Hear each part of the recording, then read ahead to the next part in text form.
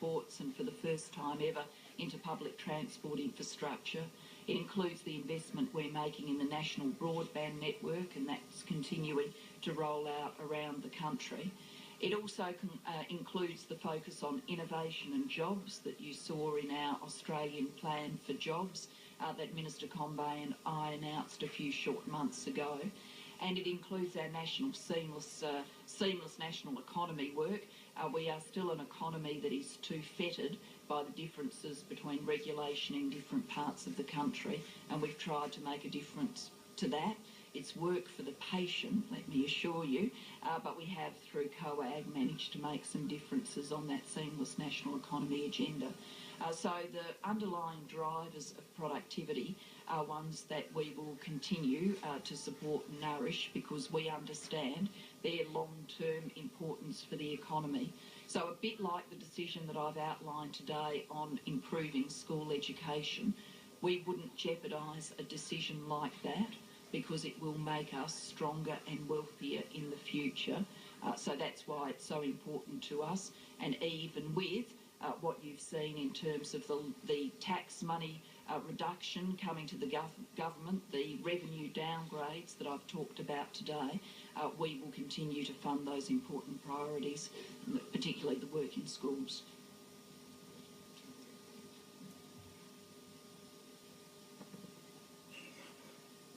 Thank you, Prime Minister, for your really clear discussion. I was concerned about your comment that these savings or contributions will be shared right across the community. Will you clarify whether that applies to people who are already financially disadvantaged? Well, I can't announce all of the budget here today. Wayne wouldn't forgive me, so we need to do that on budget night, and there's still some work to do. What I can assure you is that we will take a Labor approach to the burden sharing that I have described in the speech today, a Labor approach which understands that people come with different capacities to the task, but also a Labor approach that understands that if we look right across our society and ask everyone to make some contribution, then it lightens the load for everyone.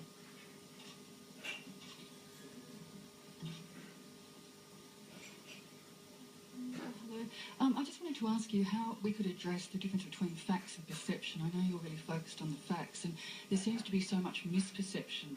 And I just hope that Australians realise that there is so much misperception from so many factors in our society. And I just wondered how we might deal with that, given the great work that you've done. Well, I think it's important, even though it's complex, to try and get out the details of what I've described here today for you.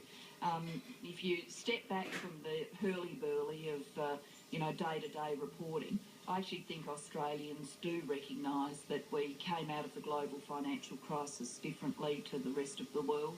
I think they see enough reporting from Europe, indeed from the US, to know that we came out differently. We need to get that fact across. Sometimes people will say, well, we came out differently because we're an economy with resources. But even in this speech, I've explained to you the differential position of Canada. Our economy's grown by 13% since 2007. An economy like Canada's, which is also resource-rich, has grown by 5%. So you can't just say, well, it's a world where resource-rich economies necessarily did well. We did so much better than a comparable economy like Canada's. Where for the future that means we need to go is, I think it needs to be very clearly understood that in framing this budget, we are talking about a problem posed because the amount of tax money that government was reasonably predicted to get is less. And that's why the analogy with John and his income, because I think it's easier for people to get hold of.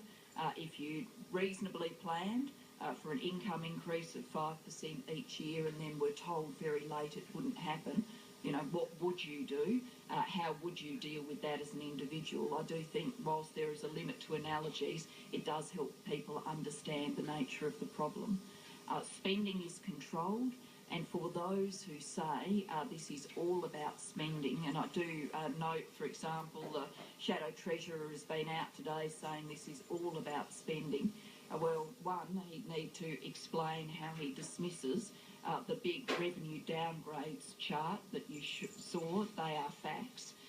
Two, if it is so easy to resolve this through spending, then presumably he and the Leader of the Opposition will have no difficulty on Thursday night of Budget Week identifying every spending program that they would stop to resolve all of this through spending reductions. If that's truly what they believe it's about, then it's quite a simple matter for them to nominate how much is coming out of health, how much is coming out of education, how much is coming out of defence, how much is coming out of the pension, and the list goes on, and publish it either before the budget or on budget reply night.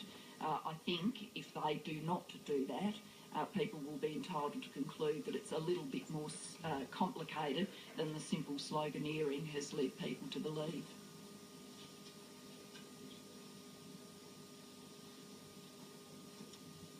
Thank you, Prime Minister. Steve Bloom from the Australian Solar Energy Council. More of a comment. I'm glad it's you, not me, doing the decisions over budget. They're very tough decisions. But one thing, it's more of a statement and a comment that could be taken on by government. The solar energy internationally has grown 14% over the last 4 years since 2008. In the US, it has more employees than the coal industry in total, and the same in Australia. So I suggest we could keep on exporting energy, and not just coal energy, but renewable energy.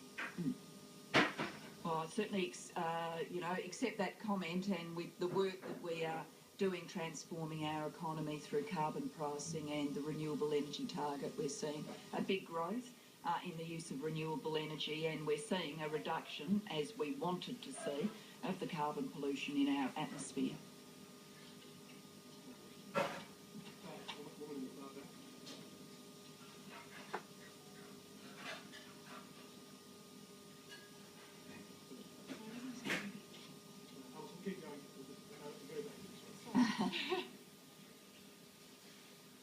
Prime Minister Laura Jays from Sky News. Given the challenges you have outlined in your speech today, can the government still forecast a surplus, even though a small one, in the years 2015-16? And just a second part to my question, you said today in your speech that there might be other measures on the table when you look at budget savings that previously weren't. Does this mean that you are looking at possible changes to GST, or perhaps even changes surrounding the level of the baby bonus? Right. This is, for those in the audience who aren't as familiar with it as I am, this is the budget guessing game we play with the media. We're all very experienced participants in it. For the details of the budget, you'll obviously have to see those on budget night. Specifically on the GST, let's be clear about that. No change in the GST is being contemplated. We will not change the GST. The GST is a revenue flow which goes to state governments. What I've outlined here today for you is changes in the amount of tax money that was expected to go to the federal government, and the federal government budget problem that therefore poses. So GST, absolutely no change, and that is about money going into state government budgets, not into our budget. On other measures, any measure, I know how this guessing game works, and if I start with one, then you'll have tomorrow's list of 10 and tomorrow's list of 10 and tomorrow's list of 10, and I've joked in earlier budget seasons that by Sunday before budget you'll be asking me to rule out the sale of the Sydney Harbour Bridge, and on it will go. So I think the best thing is if we don't play the game and we do deal with the facts, and the facts are the ones I've outlined for you today. Time for one more question. The woman in the middle down here, please. Listen.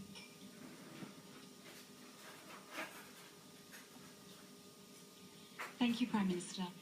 My question is the bad news that we're potentially going to be experiencing with the upcoming budget. Is that also a situation that we can anticipate will be shared more broadly across Australia, given the two-speed economy of a patchwork economy?